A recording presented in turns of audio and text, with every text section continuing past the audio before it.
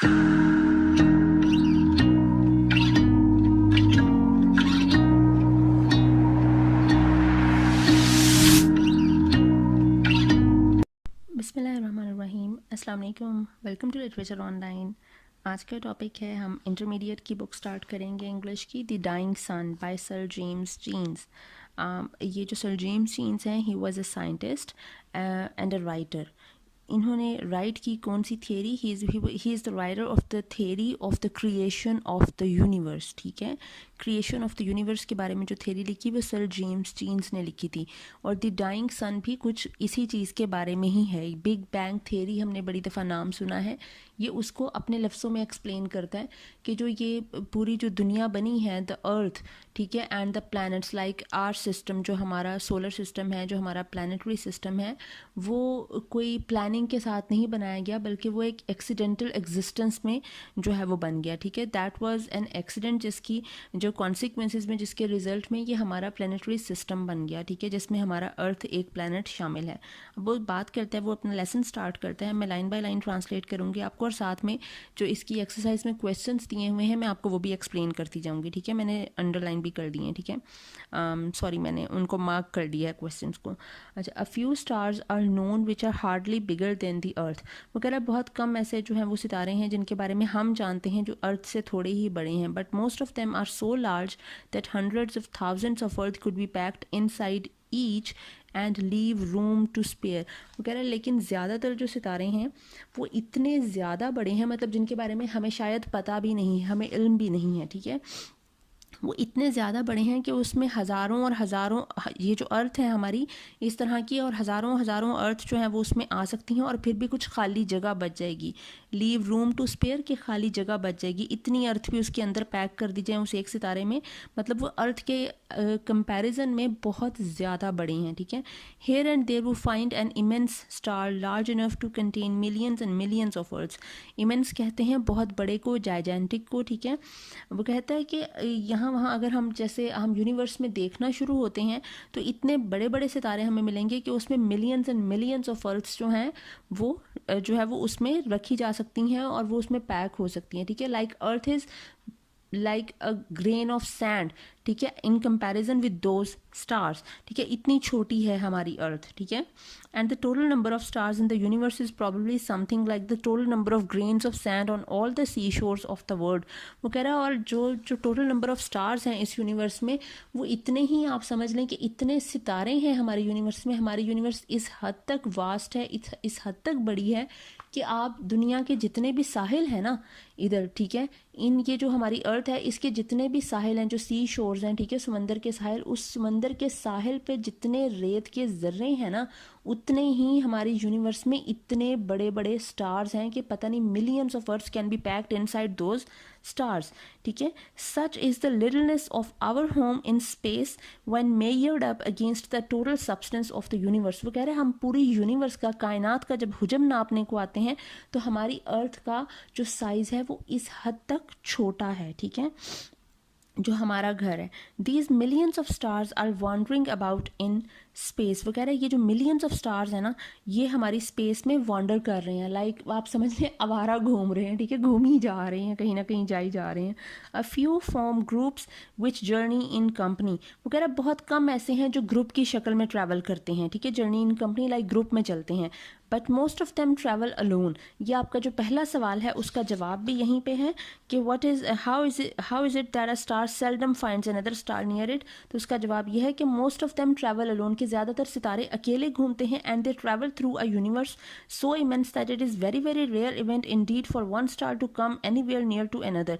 कि वो, और travel through a universe so immense, universe इस हद तक बड़ी, उसने बता दिया कि मिलियंस ऑफ स्टार्स जो हैं वो यूनिवर्स में हैं, इतनी बड़ी यूनिवर्स है हमारी। ठीक है, और वो इतनी बड़ी यूनिवर्स में अकेला अकेला सितारा घूम रहा है, तो बड़ा ही कोई रेयर इवेंट है, बहुत ही कोई नायाब ही होगा, बहुत कम ही कोई ऐसा चांस होगा कि वो सितारा कोई एक दूसरे से टकरा सके या एक दूसरे के पास से गुजर सके। ठीक है, के साइट में आ सके, ठीक है, इतनी बड़ी, वो इतना दूर दूर ट्रैवल करते हैं। For the most part each star makes it's voyage in complete loneliness, क्योंकि ज़्यादातर हिस्से में, ज़्यादातर जो उसका ट्रैवल होता है, वॉयज कहते हैं सफ़र को, ज़्यादा जो सितारे का सफ़र गुजरता है वो तन्हाई में गुजरता है, वो अकेला ही सफ़र करता है। Like a ship on an empty ocean, जिस तरह समंदर में, एक खाली समंदर में, ठीक है, समंदर में एक ही शिप हो, एक ही बोट या यॉट है, वो सफ़र करी, दूर दूर तक आपको सिर्फ पानी ही पानी नज़र आएगा, ठीक है, उसके अलावा कुछ भी नज़र नहीं आएगा, ठीक है। तो बिल्कुल ये वही चीज़ है। लाइक आप समझ लें जो होराइज़न होता है, ठीक है, जहाँ पे ज़मीन जो है वो आसमान से मिलती नज़र आती है एक लाइन, वो बिल्कुल ये ऐसे ही है कि एक शिप जो है वो अकेला चलता नज़र आ रहा होगा और कुछ भी आपको नज़र नहीं आएगा दूर दूर तक, ठीक है। फिर वो कहते हैं in a scale model in which the stars are ships the average ship will be well over 1,000,000 miles from its nearest neighbour. अगर हम एक स्केल मॉडल लें, एक ऐसा मॉडल बनाएं जिसमें हम कहें हम एक समंदर बना दें और हम उसमें शिप्स छोड़ दें, ठीक है, दूर दूर दूर दूर तक शिप्स छोड़ दें, तो वो जो स्केल मॉडल होगा वो हमने रिप्रेजेंट ऐसे करना है कि हम कहेंगे ये जो समंदर है दैट इज़ आवर यूनिवर्स, ठीक है, ये हमारी कायनात है, और ये जो शिप्स हैं ये स्टार्स हैं। तो इसमें हर जो सितारा है, जो हर शिप है, वो एक दूसरे से मिलियंस ऑफ माइल्स के डिस्टेंस पे होगा, कि एक दूसरे के से बहुत दूर होगा, कि नज़र नहीं आ सकेगा दूसरे को। From this it is easy to understand why a star seldom finds another anywhere near it. वो कह रहा है इसी से आपको इस बात की समझ आ जानी चाहिए कि एक सितारा दूसरे के करीब क्यों नहीं आता, क्योंकि वो एक दूसरे से बहुत ज़्यादा दूर होते हैं, ठीक है। We believe however that some 2000 million years ago this rare event took place. वो कह रहा है हमें यकीन है कि शायद 2000 साल पहले, 2000 मिलियन ईयर्स, बल्कि 2000 मिलियन ईयर्स अगो एक रेयर इवेंट हुआ था, एक नायाब जो है वो इवेंट हुआ।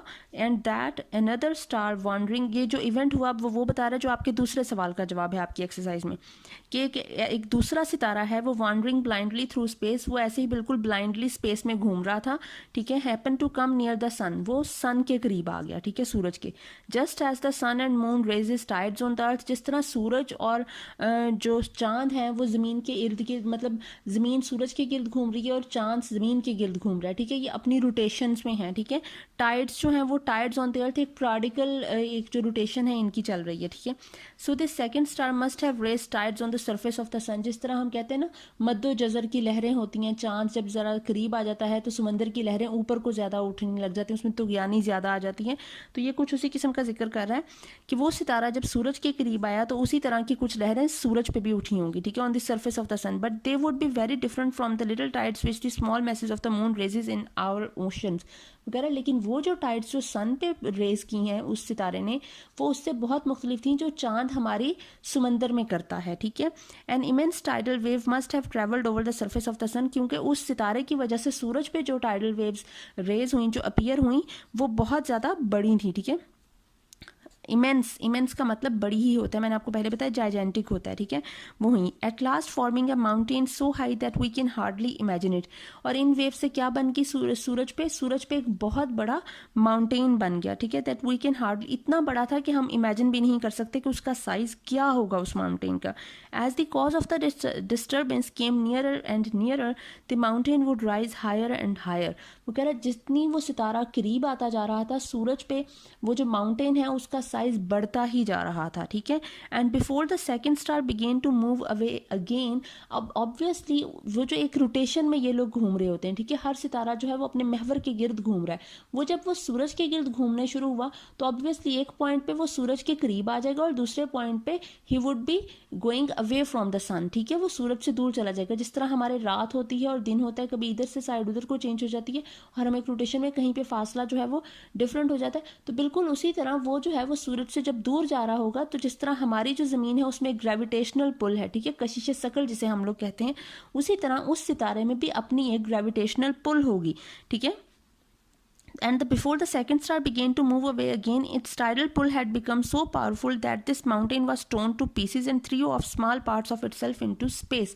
तो क्या हुआ, उस सितारे की जो कशिश सकल थी, जो ग्रेविटेशनल पुल थी, जो टाइडल पुल थी, वो इतनी ज़्यादा होगी कि जब वो दूर जाने लगा तो वो जो माउंटेन इसके करीब होने की वजह से सूरज की सरफेस पे बना था, वो माउंटेन टोर्न इनटू पीसीज, ठीक है। These small pieces have been going round the sun ever since, और ये जो स्मॉल पीसीज हैं ये सूरज की गिर्द, वो जो उस सरफेस से, वो जो पहाड़ से टूटे थे, वो जो पहाड़ टूटा था सूरज से, ठीक है, वो जो पीसीज हैं वो आज तक सूरज के गिर्द घूम रहे हैं। क्यों? क्योंकि सूरज की अपनी एक टाइडल पुल है, ठीक है, ग्रेविटेशनल पुल है सूरज की, अपनी एक अट्रैक्टिव फोर्स है, ठीक है, फोर्स ऑफ अट्रैक्शन है, वो इन जो पीसीज हैं ये इनको अपने इर्द गिर्द घुमा रहा है। They are the planets great and small of which our earth is one. ये वो प्लैनेट्स हैं जो कुछ बड़े हैं कुछ छोटे हैं, जिनमें से हमारी अर्थ भी एक है। हमारे प्लैनेट्स कितने हैं हमारे सोलर सिस्टम में, जो हमारा प्लानिटरी सिस्टम है हमारी अर्थ का, उसमें हमारे ये 8 प्लैनेट्स हैं जिनके आपने नाम सुने होंगे, अर्थ, मार्स, जुपिटर, मरकरी, वीनस, ठीक है। ये जो आपने जो नाम सुने हैं ये हैं सैटर्न, ठीक है, सन, ये हमारे प्लानिटरी सिस्टम के प्लैनेट्स हैं, और ये वही हैं जो वो पहाड़ के टूटने से ये 8 प्लैनेट्स वजूद में आए, ठीक है। The sun and the other stars we see in the sky are all extremely hot. वो कह रहा है जो सूरज है और जो बाकी सितारे हैं वो बहुत ज़्यादा गर्म है। Far too hot for life to exist on them, इतने ज़्यादा गर्म है कि वहाँ पे ज़िंदगी का तसव्वुर किया नहीं जा सकता। So also no doubt were the pieces of the sun when they were first thrown off. तो ऑब्वियसली कि वो जो सन के पीसीज जो वो माउंटेन से टूट के वो बिखरे हैं, स्कैटर हुए हैं इन आवर प्लानिटरी सिस्टम, वो भी उतने ही गर्म होंगे जब ये टूटे थे। ग्रेजुअली दे बिकम कूलर, लेकिन आहिस्ता आहिस्ता वक्त के साथ ये ठंडे होते गए। Until now they have very little heat of their own left, their warmth coming almost entirely from the radiation which the sun pours down on them. और इसी तरह अब तक ये इतने ज़्यादा मतलब ये बिल्कुल ठंडे हो चुके हैं, वेरी हीट, उनके अंदर वो जो वो तपिश थी, वो जो वार्म थी, हीट थी, वो ख़त्म हो चुकी है जो उनकी अपनी वार्म थी। अब उनके अंदर जो हीट रह गई है वो सिर्फ वही है जो सूरज की रेडिएशन से अब उन तक पहुंचती है, ठीक है। इन कोर्स ये आपके 5वें सवाल का जवाब ये है, ठीक है, the sun and the other stars we see, यहाँ से। अब ये 6ठे सवाल का जवाब शुरू होता है। In course of time one of these cooling pieces gave birth to life. वो कह रहा है अब ये कि ज़मीन किस तरह से वजूद में आई, ठीक है, ये उस सवाल का जवाब है। In course of time one of these cooling pieces gave, और इसी तरह ये जब ये कूलिंग प्रोसेस चल रहा था तो इसमें एक सितारे ने जो कि हमारी ज़मीन है उसने क्या किया, it gave birth to life, यहाँ पे ज़िंदगी का वजूद हुआ, ठीक है। We do not know how when और वाई दिस हैपन। वो कह रहा है ये हम समझ नहीं सके कि ये कैसे हुआ, कब हुआ और क्यों हुआ। It started in simple organism. Organism अच्छा कहते हैं एक किसी भी लिविंग स्ट्रक्चर को, ठीक है, जिसमें जान हो, लिविंग थिंग्स को। लिविंग थिंग्स का कोई भी स्ट्रक्चर होगा, इधर इट्स ह्यूमन्स और प्लांट्स और the animals, these are living things, so these are called organism, ठीक है। ये एक सिंपल ऑर्गेनिज्म से स्टार्ट हुआ, whose living power consisted chiefly in their being able to reproduce themselves before dying. वो कह रहे हैं इसकी जो ऑर्गेनिज्म की लिविंग पावर थी ना वो इसी चीज़ पर डिपेंड करती थी कि ये मरने से पहले दोबारा से मतलब इनको रिप्रोड्यूस किया जा सकता था या ये रिप्रोड्यूस हो रहे थे। अब आप इंसानों का देखें तो इंसान भी वी रिप्रोड्यूस, ठीक है, हमारे ऑफ स्प्रिंग्स होते हैं, बच्चे होते हैं, बच्चों के बच्चे होते हैं, वी कीप रिप्रोड्यूसिंग, ठीक है, हमारी जो स्पीशीज़ हैं। उसी तरह हमारी जो प्लांट्स हैं, प्लांट्स रिप्रोड्यूस देमसेल्व्स, ठीक है, एनिमल्स रिप्रोड्यूस देमसेल्व्स। तो हमारी जो स्पीशीज़ हैं, जो हम लोग हैं, हम सभी लिविंग ऑर्गेनिज्म, हम रिप्रोड्यूस करते हैं, ठीक है, बिफोर डाइंग, मरने से पहले या फिर हम ड्यूरिंग द लाइफ टाइम, ठीक है। But from these humble beginnings came a stream of life which growing ever more and more complex। वो कह रहा है ये जो humble beginning स्टार्ट हुई ना, ठीक है, modest beginning जो स्टार्ट हुई, एक लिविंग एक जो है वो लाइवली चीज़ जो स्टार्ट हुई इस दुनिया में, अर्थ में, इसने एक स्ट्रीम ऑफ लाइफ बना दी, ठीक है, एक प्रोसेस चल पड़ा लाइफ का, ग्रोइंग एवर मोर एंड, और चीज़ें ज़्यादा कॉम्प्लेक्स होती गई क्योंकि चीज़ें ज़्यादा इनोवेट होती गई, ठीक है। चीज़ों का स्ट्रक्चर समझने के लिए लोग अपनी अकल का इस्तेमाल करने लगे। कायनात किस तरह वजूद में आई, इंसान किस तरह से बना, ज़्यादा नई से नई स्पीशीज़ बनती जा रही हैं, नई से नई चीज़ें वजूद में आती जा रही हैं, तो थिंग्स आर बिकमिंग कॉम्प्लेक्स, ठीक है, मुश्किल होती जा रही हैं। कॉम्प्लेक्स का मतलब है मुश्किल। Has in the end produced beings whose lives are largely centered in their feelings and ambitions। और एंड पे क्या बन गया, ये इंसानों का जो वजूद बना, तो हमारी लाइफ ज़्यादातर किस पे डिपेंड करती है, हमारी फीलिंग्स पे, हमारी एम्बिशंस पे, हमारे जो मकासद हैं, देयर सेंस ऑफ ब्यूटी, जिस तरह हम ब्यूटी को सराहते हैं, हमारे एस्थेटिक्स, ठीक है, and the religions in which lie their highest hopes and noblest desires. और ऑब्वियसली ये पूरी जो हमारी जो ज़िंदगी है और हमारी जो दुनिया में ये जो हमारी साइंस की खोज है, ये सारी रिलीजन कहीं ना कहीं इंटरफेयर करता है, ठीक है, जो कि हमारी हाईएस्ट होप भी है और नोबलेस्ट डिज़ायर भी है, ठीक है। उम्मीद मतलब रिलीजन से हमारा जो है मुख्तलिफ फ़िरके बन गए, ठीक है, और उसी से ये सारा कुछ चल पड़ा आगे। Although we can not speak with any certainty, वो कह रहे हैं हम यकीन से कुछ नहीं कह सकते। It seems most likely that the human race came into existence in some such way as this. लेकिन वो कहता है कि लगता ऐसे ही है कि ह्यूमन रेस कुछ इसी तरह से वजूद में आई। ये अब जो आपने डार्विन की थ्योरी पढ़ी थी कि पहले वो बंदर थे, ठीक है, मंकी से वो ह्यूमन्स की तरफ ग्रेजुअली जो है वो इंसान बंदर से इंसान में जो है वो तब्दील हुआ है, कन्वर्ट हुआ है। तो ये डार्विन की थ्योरी की बात कर रहा है, सर्वाइवल ऑफ द फिटेस्ट की, ठीक है। तो ये इसलिए इसने ये बात की है कि हम कॉम्प्लेक्स ऑर्गेनिज्म में चेंज होते कि लाइक बंदर से इंसान में तब्दील होते कि standing on our little grain of sand वगैरह, ये जो हम लिटिल ग्रेन ऑफ सैंड पे जब हम खड़े होते हैं ना, ये लिटिल ग्रेन ऑफ सैंड क्या है, ये अर्थ को कह रहा है यहाँ पे, क्योंकि उसने कहा था ना कि सितारे कायनात में इतने हैं जितना के साहिल पे रेत के जर्रे हैं, तो एक रेत का जर्रा मतलब एक सितारा, दैट इज आवर अर्थ। वो कह रहा है अब हम ये अपने एक छोटे से रेत के जर्रे पे खड़े होकर कह रहे हैं we try to discover the nature and purpose of the universe, ये कि इतने से सितारे पे खड़े होकर we are trying to find the purpose of the universe, कि भाई कायनात किस तरह से बनी, ठीक है, और नेचर ऑफ द यूनिवर्स, ये जो कायनात है, द यूनिवर्स है, इसकी नेचर क्या है, लाइक इसकी करेक्टरिस्टिक्स क्या है, इसका ये क्या सब्सटेंस है, क्या है क्या नहीं, which surrounds our home in space and time, जो कि टाइम और स्पेस में हमें सराउंड करती है, हमें घेरे हुए है, ठीक है। यूनिवर्स इज अराउंड अस ना, earth is a little part of it, ठीक है। Our first feeling is something like fear, वो कह रहा है तो जब हम ये सारा कुछ ढूंढने में, ये खोज में लगते हैं, हम कुछ सर्च करने लगते हैं दुनिया के बारे में, एग्जिस्टेंस के बारे में, स्पेस के बारे में सोचने लगते हैं, तो सबसे जो एक पहली फीलिंग हमारे दिल में आती है वो होता है खौफ, कि कितनी छोटी हमारी एग्जिस्टेंस ना होने के बराबर है इस पूरी कायनात में, ये डर है हमें। अब यहाँ पे हमारे 7th क्वेश्चन का आंसर आता है कि हमें डर की वजूहात क्या हैं, ठीक है। Why we fear the universe, ठीक है, तो वो बताता है we find the universe frightening because of its immense distance, वो कह रहा है हमें यूनिवर्स से डर इसलिए लगता है इस कायनात से क्योंकि बहुत ज़्यादा वास्ट है, बहुत बड़ी है और डिस्टेंस बहुत ज़्यादा ट्रैवल करना पड़ता है, लाइक ज़मीन से चांद तक पहुँचने में कितने जो है वो डिस्टेंस ट्रैवल करना पड़ता है, ज़मीन से मार्स पे जाने के लिए उससे ज़्यादा ट्रैवल करना पड़ता है, ठीक है। हमें नहीं पता कि आगे क्या है क्या नहीं, हम मार्स से आगे तो अभी जा भी नहीं सके हैं, ठीक है। तो वो कहते हैं which we do not understand, कि ये जो इतना ज़्यादा डिस्टेंस है, हम तो अपने ही प्लानिटरी सिस्टम का डिस्टेंस नहीं अभी तक मेजर कर सके और उसको नहीं हम लोग सही तरह से ज़्यादा जगहों पे पहुंच सके, तो हम पूरी यूनिवर्स का किस तरह से कर सकते हैं। तो वो जो टाइनी लिटिल एग्जिस्टेंस है ना हमारी, हमें उससे खौफ आता है, ठीक है। Frightening because of the stretches of time, दूसरी रीज़न वो बताता है stretches of time so great that we can not imagine them. अगर आपने अब साइंटिफिक मूवीज़ देखी हैं कुछ, तो आपको होगा कि वो जब डिफरेंट प्लैनेट्स पे जाते हैं, ठीक है, ट्रैवल करते हैं, तो आपका दिनों का फर्क पड़ता है, ठीक है। साइंस ये प्रूव भी कर चुकी है कि मतलब कहीं पे यहाँ का साल वहाँ का दिन होगा, वहाँ का दिन यहाँ का साल होगा। एक आई थिंक मार्स का ही है, पता नहीं जुपिटर का है, वहाँ का साल जो है उनके दिन से छोटा है। ये थेरीज हैं, डिफरेंट थेरीज आ चुकी हैं। तो ये जो स्ट्रेचेज ऑफ टाइम है so great that we can not imagine them, ये जो टाइम में जो डिफरेंस है ना, ये इतना ज़्यादा है कि हम उसे इमेजिन नहीं कर सकते और हमारी अंडरस्टैंडिंग से बियॉन्ड थिंग है, हम अंडरस्टैंड नहीं कर सकता एक आम इंसान इन चीज़ों को। Making the whole of human history so very small in comparison, frightening because of our extreme low, ठीक है, कि जो ह्यूमन हिस्ट्री है उसको बहुत ज़्यादा छोटा बना देते। दूसरा स्ट्रेचेज ऑफ टाइम कि हम बात कर रहे हैं 2000 मिलियन ईयर्स की बात कर रही हैं। कब ये प्रोसेस, जो बिग बैंग थ्योरी है वो कब हुई थी, 2000 मिलियन साल पहले। 1 मिलियन में 10 लाख होते हैं, ठीक है, तो 2000 को 10 लाख से आप मल्टीप्लाई करेंगे तो फिर आपका वो टाइम बनेगा कि इतने सालों पहले ये बिग बैंग थ्योरी हुई थी। और उसके बाद से, और हम अभी सोचें तो हम कहते हैं अब क्या मत आएगी तब क्या मत आएगी, हमारा तो यही नहीं होता, ठीक है। तो ये कुछ वो कह रहा है कि हमारी जो ह्यूमन हिस्ट्री है उसको बहुत ज़्यादा स्मॉल बना देते हैं, ठीक है। हम तो कुछ सदियों पहले की बात कर रहे हैं, अभी हमारे ये 20वीं सदी चल रही है सिर्फ, ठीक है, और वो कहाँ से बात चली आ रही है, ठीक है। तीसरी वो बात बताता है फिर frightening because of our extreme loneliness. Frightening इसलिए हमें यूनिवर्स लगती है क्योंकि हम लोग अकेले हैं, कि सिर्फ एक अर्थ ही प्लेनेट अभी तक हमें पता चला जहाँ पर जो है वो इंसान और ये जो लाइफ है वो लाइफ कैन एग्जिस्ट, ठीक है, इंसान रह सकते हैं। बाकी हमें कुछ पता ही नहीं है कि और कहीं किसी प्लेनेट पे भी कोई लाइफ किसी किस्म की है या नहीं। ये जो हमने एलियंस के बारे में डिफरेंट थियरीज बनाई हुई हैं, एक डिफरेंट गैलेक्सी से डिफरेंट जो है वो प्लैनेट्स पे डिफरेंट कोई लाइफ किसी और किस्म की स्पीशीज़ हैं, ठीक है, वो हमसे पता नहीं स्ट्रॉन्ग होंगी क्या नहीं होगा। तो ये जो हमारी डिफरेंट थियरीज हैं कि हमें काफ़ी ज़्यादा अकेलापन, लोनलीनेस करती है, आइसोलेट करती है बाकी यूनिवर्स से, ठीक है, कि हम अकेले ही क्यों, ठीक है, हमने तो एलियन लाने ही लाने दुनिया में।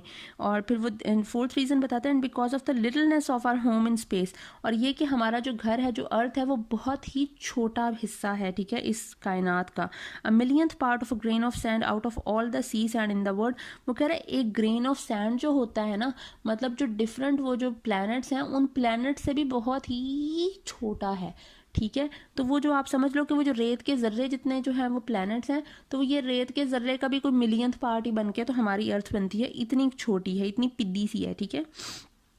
But above all else we find the universe frightening वगैरह, लेकिन इन सारी वजूहत एक तरफ, हमें यूनिवर्स फ्राइटनिंग इसलिए भी लगती है because we can not find any sign that life like our own exist anywhere in it except on the earth, क्योंकि हमें यही श्योर नहीं है, हमें यही नहीं पता, हम अभी तक यही सोच रहे हैं कि हमारी तरह की लाइफ किसी और प्लानट पे एग्जिस्ट कर ही नहीं सकती है, ठीक है। हम इसी बारे में अभी तक जो है वो हमारी सर्च जारी है, ठीक है। हमें पता है कि कहीं पे इस तरह की लाइफ है ही नहीं है अर्थ के अलावा, तो अगर अर्थ भी चलेगी तो हमारा क्या होगा, ठीक है। Indeed for the most part empty space is so cold that all life in it would be frozen. वो कह रहा है क्योंकि जो आगे जो जगह है, मतलब अर्थ से अगर हम आगे पीछे जाएं, बाहर निकलें, तो स्पेस इतनी ज़्यादा कोल्ड है कि वहाँ पे लाइफ एग्जिस्ट नहीं करती, लाइफ वुड बी फ्रोजन, वहाँ पे हर चीज़ मंजमद हो जाती है, ठीक है। मतलब अंटार्कटिका से भी ज़्यादा जो है वो माइनस में जाएगा temperature. Most of the matter in space is so hot as to make life on it impossible. और जो मैटर है स्पेस में वो इतना ज़्यादा हॉट है कि वो हर चीज़ मेल्ट हो जाएगी, ठीक है। वहाँ पे भी लाइफ एग्जिस्ट नहीं, या तो एक्सट्रीम कोल्ड है या फिर एक्सट्रीम हॉट है, ठीक है। फिर वो आगे बताते हैं life does not seem to have any part in the plan of the universe which produce our planetary system. अब यहाँ पे आके जो ये बताता है, लाइक अगर आपको आता है कि जी इसने सर जेम्स जीन्स जो है, इसने तो इंसान को जो क्राउन ऑफ द क्रिएशन है, इंसान को अशरफुल मखलूक़ात जो कहा जाता है, सो तो सर जेम्स जीन्स के मुताबिक तो इंसान अशरफुल मखलूक़ात है ही नहीं है। Like he deprives human beings of being the crown of the creation. हमारे सर से उसने ताज ही ले लिया, ठीक है। क्या कह के ताज लिया उसने कहा life does not seem to have any part in the plan of the universe which produced our planetary system, कि जिस प्रोसेस, जिस बिग बैंग थ्योरी के हिसाब से हमारी अर्थ जो है वो वजूद में आई, उस हिसाब से तो लाइफ का प्लान था ही नहीं, हम तो तुक्के से ही बन गए, ठीक है। तुक्के से ज़मीन बनी, तुक्के से हम बन गए अंदर। Calculation source that there can be only very few such system in space. वो कह रहा है कैलकुलेशन बताती है, जो हमने पूरी रिसर्च किया उसके मुताबिक इस तरह का जो सिस्टम है वो बहुत ही ज़्यादा रेयर है। Only very few such systems in space, yet so far as we can see life of the kind we know on earth can exist only on planets like the earth. जहाँ तक हमें नज़र आता है कि ये जो हमारी जो स्पीशीज़ हैं, जो हम हैं, इंसान हैं, ये लाइफ सिर्फ जो है वो अर्थ जैसे प्लेनेट पे ही, और अर्थ जैसी लाइक अर्थ का जो टेम्परेचर है, अर्थ की जो सॉइल है, ठीक है, ये सारा कुछ डिपेंड करता है ना कि अर्थ किस तरह से, उतनी ग्रीनरी भी होनी चाहिए, उतना वो जो है वो पत्थर और ये वो, और ओशन, पानी की क्वांटिटी कितनी है, लैंड कितना है, ठीक है, वो सारा कुछ, वो सारी प्रॉपर्टीज़ भी होनी चाहिए, तो वो सिर्फ अर्थ पे ही हो सकती है इस तरह की ज़िंदगी। It need suitable physical conditions. अब ये 8th क्वेश्चन का आंसर यहाँ पे आ रहा है कि किस तरह की कंडीशंस होनी चाहिए जिसमें लाइफ एग्जिस्ट कर सकती है। वो कह रहा है सूटेबल फिजिकल कंडीशंस होनी चाहिए हैं लाइफ की एग्जिस्टेंस के लिए। The most important of which is temperature. सबसे ज़्यादा तो टेम्परेचर वो कहता है काउंट करता है, टेम्परेचर मैटर करता है। Eight which substance can exist in a liquid state, जहाँ पे सब्सटेंस जो है वो लिक्विड स्टेट में रह सके। लाइक पानी ना तो बॉयल होने लग जाए, ना ही पानी फ्रीज हो जाए, जम जाए, बर्फ बन जाए, ठीक है। एक मॉडरेट टेम्परेचर होना चाहिए जो कि हमारा होता है, ठीक है, अर्थ का। The star themselves are far too hot for this. वो कह रहे जो सितारे हैं वो इसके लिए बहुत ज़्यादा गर्म है। We may think of them as a collection of fire scattered through space. वो कह रहे जो सितारे हैं वो एक किस्म का, एक वो आप समझ लें कि आग के गोले हैं, ठीक है, जो कि स्पेस में घूमते फिर रहे हैं, scattered बिखरे हुए हैं, providing warmth in surroundings where the temperature is at most some 4 degrees above absolute zero, that is about 484 degrees of frost in the Fahrenheit scale। ये जो आग के गोले हैं ये उस स्पेस में जो बहुत ज़्यादा ठंडी होती है, जिसका टेम्परेचर तकरीबन 484 डिग्रीज फ़ारेनहाइट होता है, जिसमें बहुत ज़्यादा चीज़ें, मतलब आप समझ लें कि वो कितना ज़्यादा कोल्ड होगा। वहाँ पे ये जो आग के गोले हैं ये उस जगह को थोड़ी वार्मथ देने के लिए स्पेस में वॉन्डर कर रहे हैं, ठीक है। In the immense stretches of space beyond the milky way it is colder still. वो कह रहा है लेकिन ये जो हमारी स्पेस इतनी ज़्यादा बड़ी है, इतनी ज़्यादा जाइजेंटिक है कि मिल्की वे के इर्द गिर्द इट इज़ कोल्ड, लेकिन इन आग के गोलों के बावजूद हमारी जो स्पेस है वो बहुत ज़्यादा ठंडी है, ठीक है। Like the space is cold but the stars are hot, ठीक है। Away from the fires, there is this unimaginable cold of hundreds of degrees of frost. Close up to them, there is a temperature of thousands of degrees at which all solids melt, all liquids boil. वो अपनी उसी बात को explain कर रहा है कि जो हमारी स्पेस है that is too much cold for your imagination and the stars are too much hot. ठीक है, कि हर चीज़ मेल्ट हो जाएगी वहाँ पे, ठीक है, इतनी ज़्यादा गर्म है, लेकिन फिर भी हमारी स्पेस का टेम्परेचर नॉर्मल नहीं होता, वो बहुत ज़्यादा कोल्ड ही रहता है, ठीक है। Life can exist only in a narrow belt surrounding each of these fires at a certain distance where the temperature is neither too hot nor too cold. वो कह रहा है लाइफ एग्जिस्ट कर सकती है एक सिर्फ नैरो बेल्ट में, ठीक है, surrounding each of this fires at a certain, जहाँ पे ये जो आग के गोले हैं ये एक सर्टन डिस्टेंस पे ही घूम रहे हो, हमारी ज़मीन के पास पास ना आए। Will the temperature is neither too hot nor too cold, जिससे हमारी जो अर्थ है वो ना तो बहुत ज़्यादा कोल्ड हो जाए ना ही बहुत ज़्यादा वार्म हो जाए, हीट अप हो जाए। Outside these belts life would be frozen, वो कह रहा है अगर इस बेल्ट से, इस नैरो बेल्ट से बाहर अगर लाइफ की बात की जाए तो लाइफ वुड बी फ्रोजन। ठीक है, जम जाएगी, फ्रोजन कार्टून वाला फ्रोजन नहीं, ठीक है, life would be frozen, life could not exist there. ठीक है, inside it would be burned up, और अगर उस नैरो बेल्ट के अंदर आप की बात करें तो वो बहुत ज़्यादा वार्म हो जाएगा, बहुत ज़्यादा हीट अप हो जाएगा, उसकी वजह से भी वहाँ पे लाइफ एग्जिस्ट नहीं कर सकेगी। Rough calculation shows that all such temperature belts with in which life is possible, वो कह रहा है हमारी जो कैलकुलेशन हैं, जो हमारी रिसर्च है, उससे पता चलता है कि ये जो सारे टेम्परेचर बेल्ट्स हैं within which life is possible, जिनमें लाइफ पॉसिबल है, ऑल एडेड टुगेदर, अगर इनको इकट्ठा किया जाए, make up less than 1,000 millionth part of the whole of space, तो ये इतनी बड़ी स्पेस का एक बहुत ही छोटा सा मिलियंथ पार्ट बनेगा जिसमें लाइफ पॉसिबल है। मतलब पूरी यूनिवर्स में लाइफ की जो पॉसिबिलिटी है, एग्जिस्टेंस, लाइफ की एग्जिस्टेंस की जो पॉसिबिलिटी है, that is too much rare. एक तो अर्थ है और उसके अलावा अगर कहीं पे होगी तो उसको ढूंढने में हमें पता नहीं और कितने मिलियंस ऑफ ईयर्स लग जाएं, या शायद मिले ही ना, वहाँ पे पता नहीं लाइफ एग्जिस्ट करती हो भी ना, क्योंकि चांसेस आर वेरी रेयर। ठीक है, and even inside them life must be very rare. अब वो यही बात कर रहा है कि इवन उनके अंदर भी लाइफ बहुत ज़्यादा रेयर होगी, लाइक चांसेस बहुत कम होंगे। For it is extremely unusual for suns to throw off planets as our sun has done, क्योंकि वो कह रहा है क्योंकि वहाँ पे लाइफ इसलिए मुश्किल होगी, इतनी चांसेस कम होंगे, क्योंकि ये सन के लिए बड़ा ही अनयूजुअल सा एक जो है वो चीज़ होगी, इंसिडेंट होगा कि वो अपने प्लैनेट्स को थ्रो ऑफ कर दे। लाइक हमारे सन पे उसने कहा कि टाइडल वेव्स बनी, पहाड़ बना, पहाड़ के टुकड़े टुकड़े हो गए। ठीक है, और फिर हमारी अर्थ जो है वो वजूद में आई। इस तरह का बहुत कम ही होता है कि इस तरह का कोई एक्सीडेंट हो। Probably only one star in 1 lakh has a planet going round it at the right distance for life to be possible on it, क्योंकि ऐसा जो है वो आप कह लें कि 1 लाख में से एक ही सितारा होगा कोई जिसका ऐसे होगा कि राइट डिस्टेंस पे कोई प्लेनेट घूम रहा हो। जिस तरह हमारी जो अर्थ है वो सूरज से इतने डिस्टेंस पे है कि जिसमें हमारी लाइफ जो है वो एग्जिस्ट कर सकती है, हम जिंदा रह सकते हैं। अगर हम सूरज के ज़्यादा पास होंगे ऑब्वियसली विल मेल्ट डाउन। ठीक है, और सूरज से बाहर का जो रास्ता होगा वो हमें स्पेस की ऐसी जगह पे फेंक देगा जहाँ पे बहुत ज़्यादा सर्दी होगी और हम लोग वहाँ पे भी नहीं एग्जिस्ट कर सकेंगे, ये ख़त्म हो जाएगी ज़मीन। ठीक है, तो इसलिए वो कह रहा है 1 लाख में से एक ही सितारा ऐसा होता है जो कि राइट डिस्टेंस पे हो अपने सन के। तो आई होप आपको ये समझ आ गया होगा। Blessing, thank you so much.